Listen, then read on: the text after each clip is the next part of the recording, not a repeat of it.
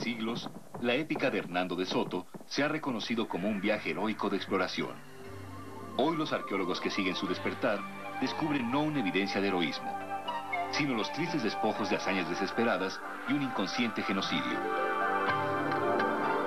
Soy John Rhys Davies. Acompáñenme a recorrer la marcha de la muerte de Hernando de Soto en Arqueología.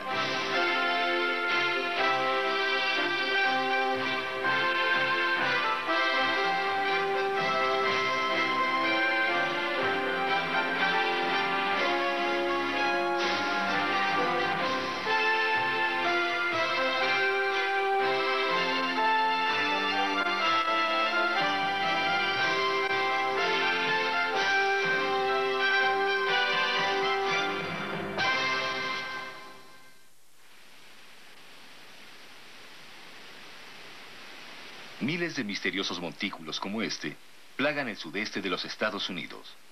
Durante siglos, su fantasmal presencia intrigó a cuantos lo vieron.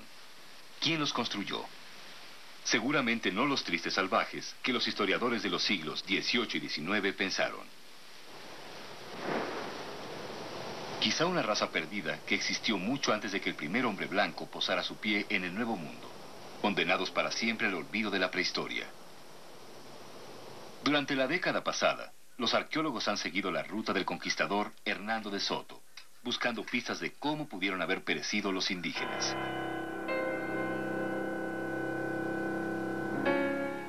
Esta pintura en el Capitolio muestra las románticas visiones del conquistador y conmemora la llegada de los exploradores al continente americano.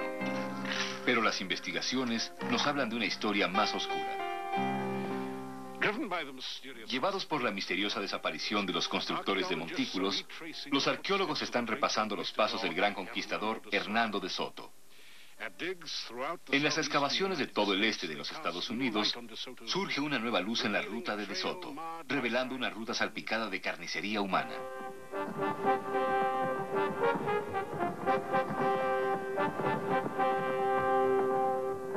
Cuando de Soto pisó la Florida, era un rico y avesado veterano de las aventuras españolas en el Nuevo Mundo.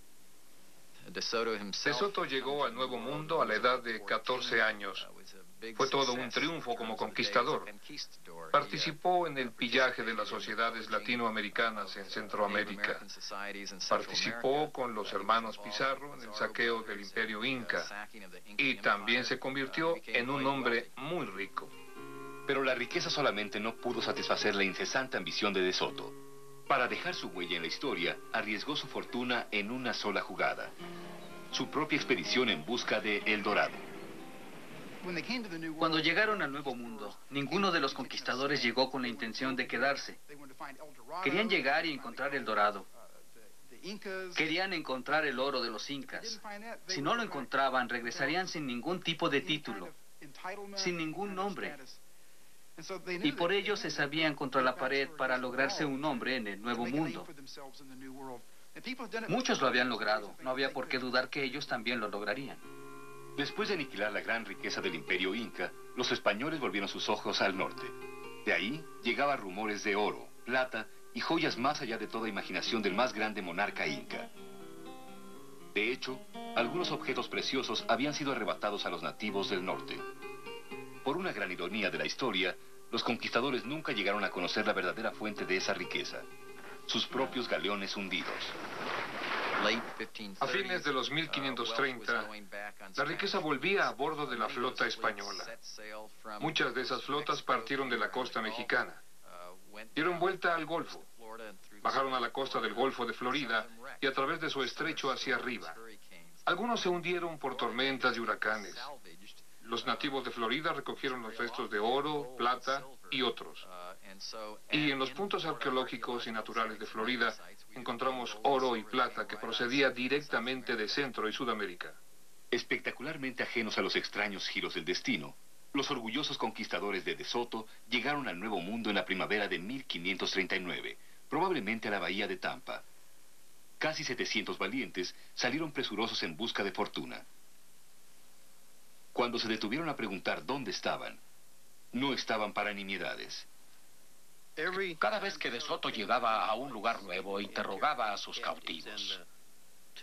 Y las dos preguntas eran: ¿Dónde se encuentra el príncipe más rico de estas tierras? ¿Dónde está la sociedad más rica y más grandiosa? También preguntaba específicamente a los naturales sobre su precioso oro y plata. Los españoles mostraban a los indígenas las joyas en sus manos y cuerpos y les preguntaban, ¿dónde hay de esto? ¿Dónde lo encontraremos? Los nativos pudieron haberlos engañado. Y en muchos casos sabemos que lo hicieron, pero en su mayoría sospecho que les dijeron lo que querían saber, dado que la forma de extraerlo fue grande. La posibilidad de tortura era obvia. En obediencia a la carta del rey, de Soto leía un largo discurso a cuanto grupo de nativos se encontraba. Ellos, junto con sus tierras, pertenecían ahora a la corona española. Tenían que ser leales a España y adoptar la fe católica. De rehusarse, eran advertidos. Con la ayuda de Dios, entraremos en sus tierras a la fuerza. Haremos la guerra en todo lugar y medio que podamos. Los tomaremos junto con sus esposas e hijos como esclavos. Nos apoderaremos de sus tierras y les haremos cuanto daño nos sea posible. Una vez establecida la legalidad de la declaración de guerra, Hernando de Soto se dedicó a destruir y esclavizar con conciencia pura. Aun cuando llegaron al Nuevo Mundo ostensiblemente en busca de oro, por Dios y por su gloria, los españoles claramente vinieron en busca de esclavos. Trajeron grilletes, yugos y cadenas para esclavizar a los nativos. Durante casi toda la expedición probablemente llegaron a juntar tantos esclavos como miembros de la misma.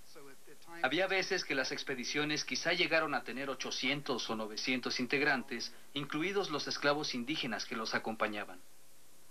Una de las tácticas de Soto era capturar a los jefes. Estos no solo eran importantes económica y políticamente, también eran el foco de la vida religiosa de su gente. Para los naturales, la captura de los jefes era devastadora, porque todos se paralizaban. Los habitantes eran sometidos casi inmediatamente. La razón era que los jefes eran el centro ideológico de su universo. Era su punto de contacto cosmológico con el otro mundo. ¿Y por qué es importante? Es importante porque los jefes, a través de su ideología, podían comunicarse con la sabiduría de sus antepasados en el otro mundo. Hasta hace poco, nuestras fuentes de información sobre la Odisea de Soto y las culturas indígenas que halló a su paso eran los registros y diarios escritos por miembros de sus fuerzas. Con ellos, los arqueólogos decidieron repasar el ahora frío sendero de su expedición. Hay 3 relatos de primera mano, escritos por participantes de la expedición de Soto. Dan un itinerario de casi día tras día. Lo que hacemos es repasar estos registros y compararlos a nuestros mapas para localizar los puntos. ¿Dónde hay un gran lago? ¿Dónde hay una aldea grande? Etcétera. Es algo así como un trabajo detectivesco. Reunir muchos de los datos y ver dónde encajan. Así es como empezamos a reconstruir la ruta. Buscar la evidencia de los españoles, al decir del arqueólogo, será la mejor forma de encontrar los restos de las culturas indígenas perdidas. En algunos de los puntos arqueológicos podremos ver la evidencia del impacto de los españoles en los nativos. De hecho, varios de los lugares en la ruta muestran una horrible evidencia gráfica de huesos de indígenas. Los restos de gente que vivió en 1539 y que fueron atacados por españoles armados. Uno de los importantes puntos de contacto en Florida es el montículo Tatam. Los arqueólogos encontraron los restos de 300 personas que murieron casi al mismo tiempo. La causa de la muerte fue grotescamente clara. En este grupo de personas, los huesos mostraron claramente haber sido atravesados por espada. Uno de ellos, horrible. El hombro izquierdo de un hombre totalmente desprendido, probablemente cortando el brazo completo de una persona. Algunos de huesos más largos. Era típico en los españoles que cortaran los tendones y músculos de la pierna para que el oponente cayera. Después los atacaban en la cintura para que soltaran el arma. Y después les daban el golpe de gracia en la cabeza o como fuera. Es claro que la gente moría a causa de estas pequeñas batallas o luchas. Los escritos también revelan que los indígenas lucharon tan violentamente como los españoles. Los testigos registran escenas horripilantes. Los nativos emboscaban a sus enemigos tan cautelosa y hábilmente que ni un solo español que se alejara 100 metros del campamento escapaba a las flechas o a la decapitación súbita. A pesar de la rapidez en acudir en ayuda de sus compañeros, siempre lo encontraban decapitado. Pero los españoles contaban con devastadoras armas a su servicio.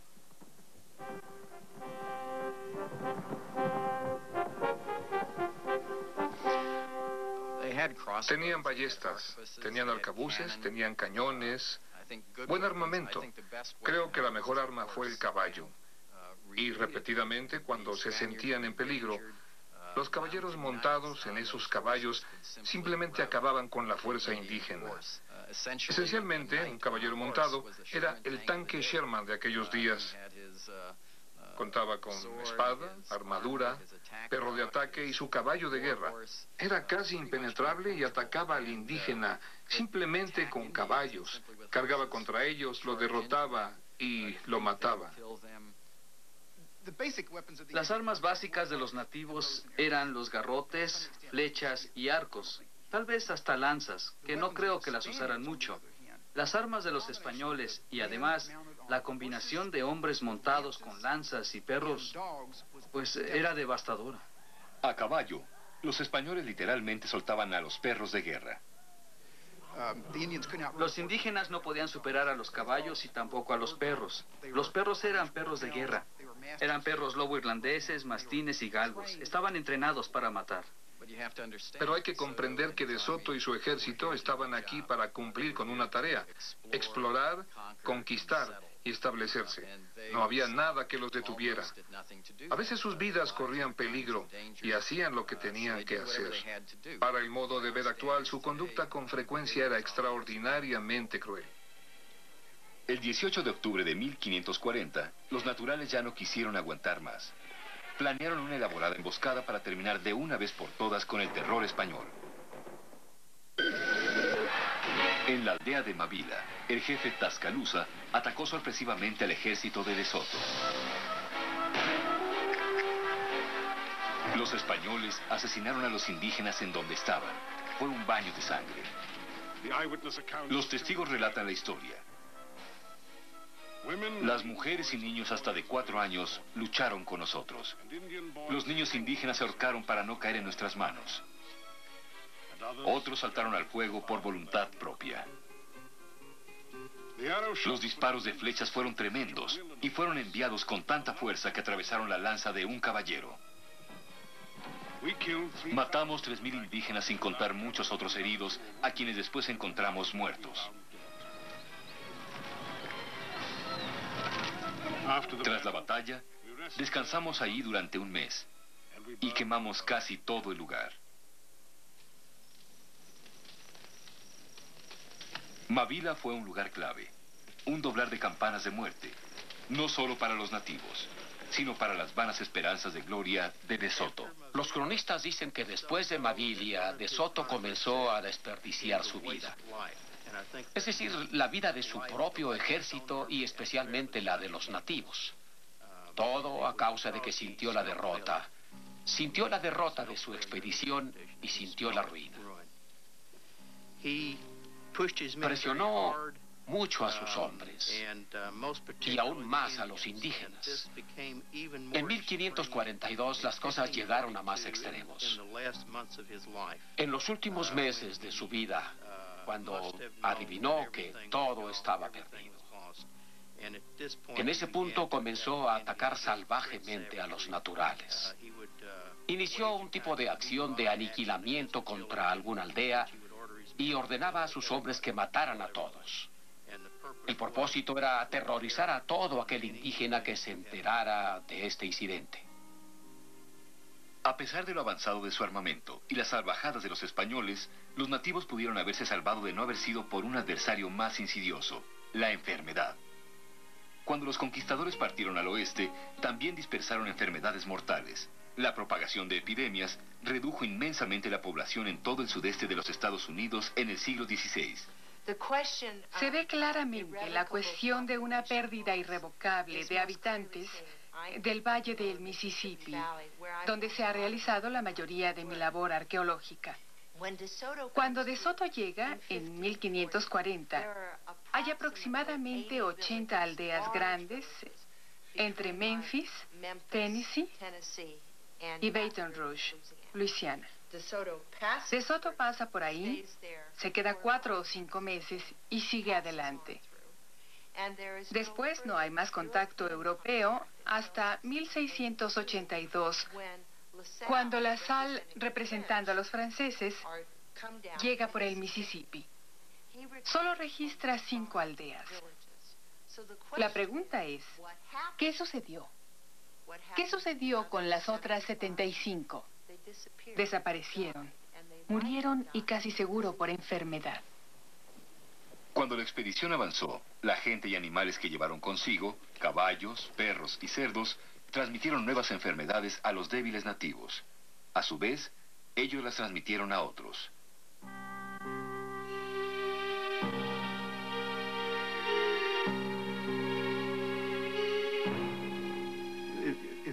Si pensamos en una de las mayores ciudades de los Estados Unidos y la reducimos en un 98 o 99%, se dará una idea de lo devastadoras que eran estas sociedades. Cuando emergen, cuando vemos estas sociedades a través de los ojos de los primeros exploradores ingleses y franceses, el tejido entero de la sociedad es completamente diferente. ¿Será posible que las guerras, aún entre las tribus nativas americanas, pudieron haber causado esta reducción en población? Es importante considerar la cuestión de guerra contra enfermedad en la reducción de población. Y hay que señalarlo con toda claridad. Hay dos. Hay varias líneas de evidencia que podemos usar en la enfermedad contra la guerra. Primeramente, la guerra en el siglo XVI es muy primitiva. Hay lugares como Mabila donde desaparecieron todos los habitantes, pero todo lo demás está intacto. Son pueblos específicos que fueron destruidos. Ya que la enfermedad se propagó entre la gente, hubo una gran destrucción en una zona de espacio mayor. Donde De Soto pasó periodos más largos, la gente desapareció. No es posible que la guerra del siglo XVI, provocara esto. Los misiles nucleares del siglo XX pueden lograrlo, pero no las guerras del siglo XVI. La reducción en la población de los nativos locales fue dramática. La razón de esta ocurrencia a gran escala fue que cuando la gente del pueblo enfermaba, aparentemente todos lo hacían al mismo tiempo. Y aunque solo bastara un vaso de agua para salvarle la vida, no había quien fuera al río o al lago a recogerla para que sobreviviera. Con todos enfermos al mismo tiempo, no había quien saliera a recoger hierbas o a cazar para traer carne. Los pueblos pudieron haber sufrido enfermedades menores y haber muerto de hambre.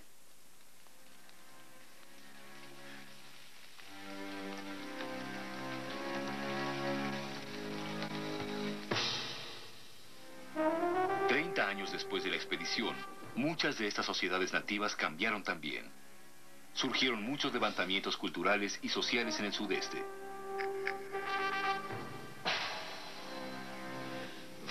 Por desgracia, los indígenas de la Florida sencillamente murieron. Y entre los 1730 y 40, literalmente lo que fueran pueblos de varios cientos de miles, se redujeron a un puñado. Los indígenas Creek de Alabama y Georgia, que incursionaban en Florida aún a fines de los 1600, se movilizaron y se establecieron alrededor de 1740. Continuaron haciéndolo, pero aquellos Creeks que los españoles llamaron cimarrones o fugitivos por haber abandonado sus hogares, después fueron los Seminoles o los Seminoles de hoy día. Florida fue repoblada, cuando menos en parte, por los nativos americanos. Los Seminoles y sus descendientes viven actualmente ahí. No es solo el derrumbe de la población, que ciertamente fue importante para el mantenimiento de la sociedad, sino también la tremenda pérdida de información. Si el 98% de la población muere, Habrá un 2% de la población que sobreviva. Pero, ¿qué pasa si los médicos mueren? ¿Qué pasa si los chamanes mueren? ¿Qué pasa si los sabios esotéricos importantes en la comunicación con el otro mundo? ¿Qué pasa si mueren? Entonces uno está en dificultades. Se pierde la continuidad del conocimiento. Lo que había aquí en el siglo XVII es muy diferente de lo que había aquí en el siglo XVI. Solo podemos mencionar algunos de los pueblos nativos que De Soto encontró a su paso. Los Usita, los Macoso, otros en Florida. Nuestra única información procede de la arqueología y de lo que nos expone la expedición de De Soto.